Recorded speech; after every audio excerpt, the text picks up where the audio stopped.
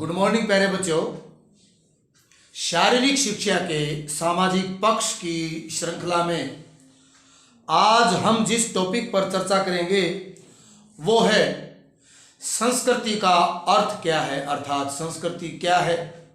विभिन्न विद्वानों ने संस्कृति को किस प्रकार से परिभाषित किया है, अर्थात विभिन्न विद्वानों द्वारा संस्कृति की क्या क्या परिभाषाएं दी गई हैं तथा सांस्कृतिक विरासत क्या है और खेल स्पर्धा तथा खेलों के अंदर संस्कृति का विकास किस प्रकार से हुआ है। सबसे पहले हम जिक्र करते हैं संस्कृति क्या है, संस्कृति का अर्थ। संस्कृति एक विशाल पद है। संस्कृति एक विशाल पद है जिसके अंदर बिरादरी व धर्म के प्रभाव को दर्शाया जाता है।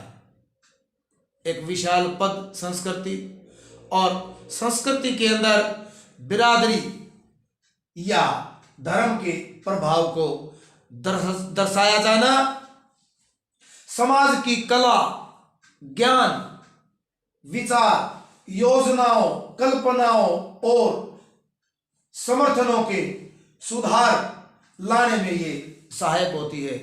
अगर कहा जाए कि संस्कृति एक राष्ट्र की तस्वीर पेश करने का कार्य करती है तो इसमें कोई अतिशयोक्ति नहीं होगी, अर्थात संस्कृति के द्वारा एक राष्ट्र की तस्वीर को देखा जा सकता है। प्यारे बच्चों,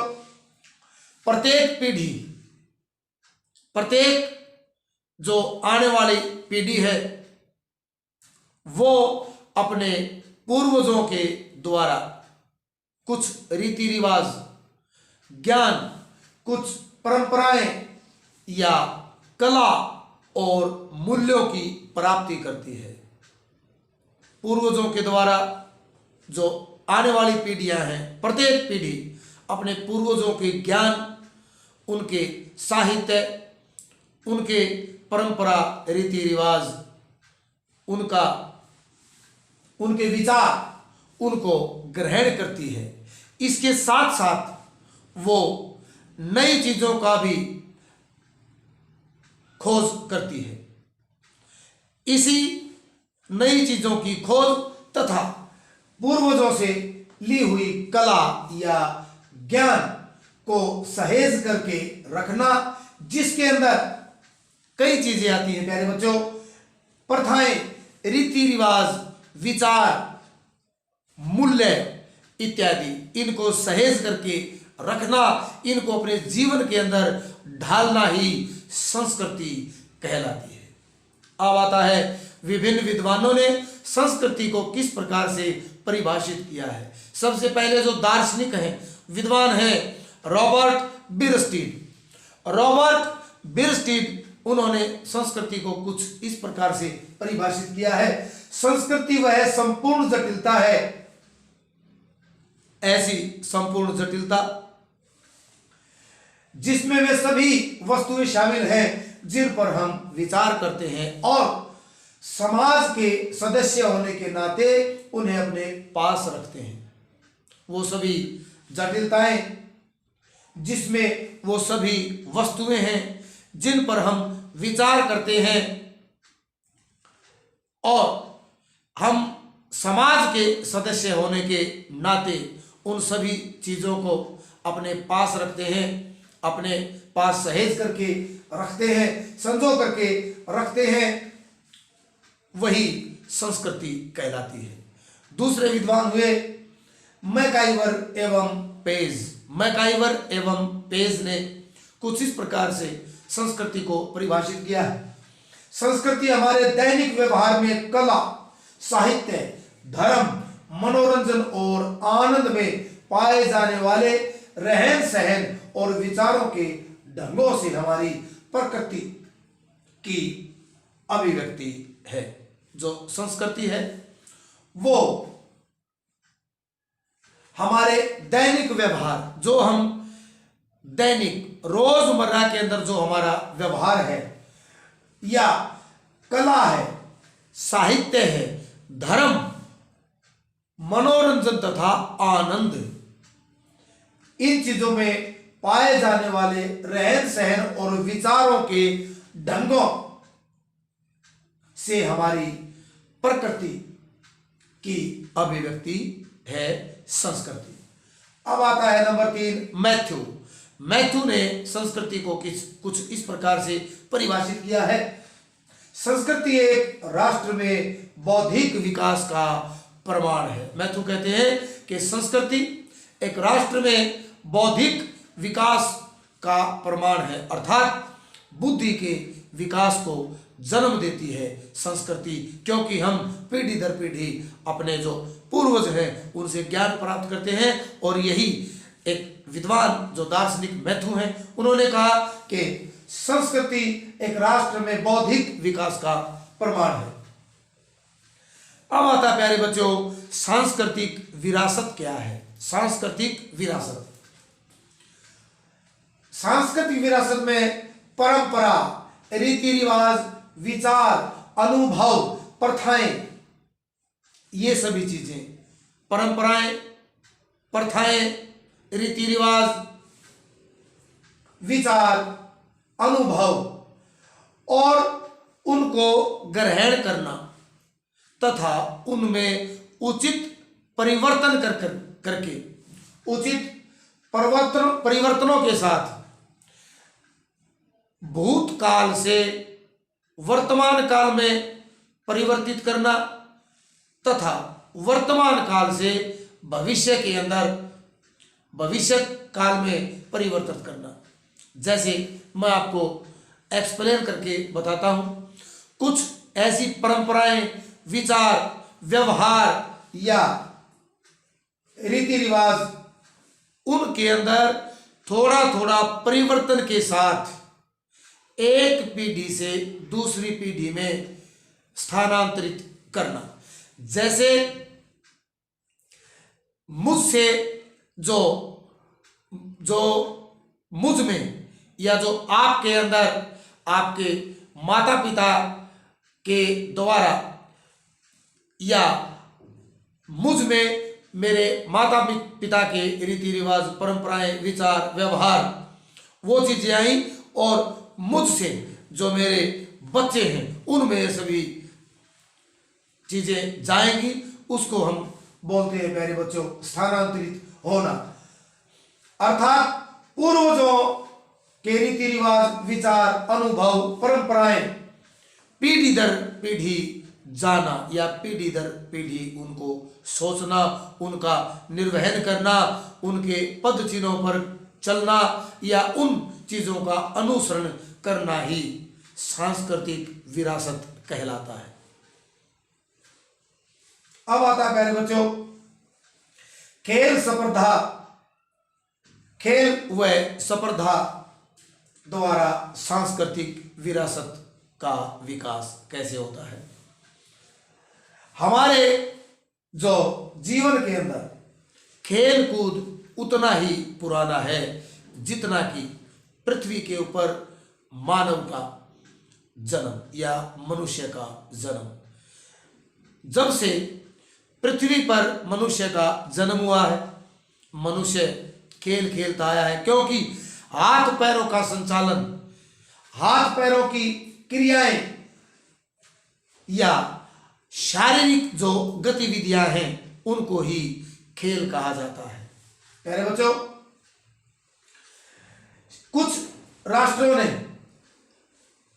राष्ट्रों ने इन शारीरिक जो गतिविधियां हैं या शारीरिक क्रियाएं हैं, हाथ पैरों का संचालन है, उनको खेलों का नाम दे दिया। और उन क्रियाओं के अंदर जो मानव है पुराने समय से कौन कौन सी क्रियाएं करता आया है, जैसे भाला फेंकना, तीरंदाजी करना या दौड़ना अर्थात भागना या शिकार करना।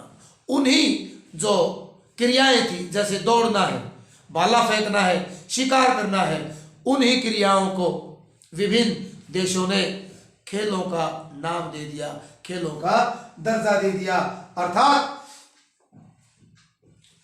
पहले जो हमारे पूर्वज थे वो इस प्रकार की क्रियाओं को अपने जीवन की रक्षा तथा पेट भरने के लिए, भोजन के लिए इस्तेमाल करते थे। जब शिकार मारना पड़ता था, भाला फेंक करके या दौड़ करके या आत्मरक्षा के लिए उनको इस भागना या भाला फेंकना इत्यादि कार्य करना पड़ता था। परंतु आजकल आधुनिक युग में बहुत से देशों ने इन क्रियाओं को खेलों का दर्जा दे दिया, अर्थात खेलों के रूप में इसको स्वीकार कर लिया। प्यारे बच्चों, हमारे जो पूर्वज थे इन क्रियाओं में अपनी भावी पीढ़ी को निपुण करना चाहते थे। हमारे पूर्वज इन क्रियाओं में दौड़ना, फेंकना, इन क्रियाओं के भाला फेंकना, इन क्रियाओं में अपने जो पीढ़ी है उनको निपुण करना चाहते थे और वो अपना धर्म समझते थे अपनी पीढ़ियों को इस प्रकार की क्रियाओं के अंदर शामिल करने में। आधुनिक युग में भी ये क्रियाएं प्रचलित हैं। विभिन्न देशों ने संस्कृति विरासत के रूप में इनको प्राप्त किया और वो देश कौन कौन से हैं आइए हम इनका जिक्र करते हैं। सबसे पहले जो देश आता है यूनान या ग्रीस, यूनान अथवा ग्रीस। प्यारे बच्चों, ग्रीस के लोग खेल प्रेमी थे, यूनान के लोग खेल प्रेमी थे, खेलों के अंदर उनकी अत्यधिक रुचि थी और सबसे पहले खेल कूद को ग्रीस या यूनान ने ही मान्यता दी है। खेलों के महत्व को ग्रीस के लोगों ने ही समझा और खेलों को ग्रीस या यूनान के लोगों ने ही प्रोत्साहन दिया है। सबसे पहले प्राचीन ओलंपिक खेल या तथा आधुनिक ओलंपिक खेलों की शुरुआत भी ग्रीस के अंदर ही हुई या यूनान के अंदर ही हुई। यूनानी दार्शनिक हुए प्लेटो, उन्होंने कहा था कि शरीर के लिए जिम्नास्टिक और आत्मा के लिए संगीत, शरीर के लिए जिम्नास्टिक और आत्मा के लिए संगीत का विशेष महत्व है। ये यूनान के दार्शनिक थे अरस्तु, उन्होंने कहा था। नंबर 2 आता है रोम। रोम के जो लोग थे वो कुशल योद्धा थे। रोम के जो लोग थे वो खेल प्रेमी थे, अच्छे खिलाड़ी थे और वहां पर तलवार चलाना, दौड़ना, कुश्ती करना, कूदना और इस प्रकार की चीजों में उनकी रुचि थी। परंतु धीरे धीरे रोम के लोगों के अंदर खेल जो स्पर्धाएं थी वो एक मनोरंजन का साधन बन गई और धीरे धीरे रोम के अंदर खेलों का पतन होना शुरू हो गया। परंतु आजकल रोम के अंदर खेलों के उत्थान के लिए कार्य किए जा रहे हैं और खेलों में अब रोम के लोगों की रुचि बढ़ने लगी है। नंबर 3 आता है प्यारे बच्चों इंग्लैंड। इंग्लैंड को आधुनिक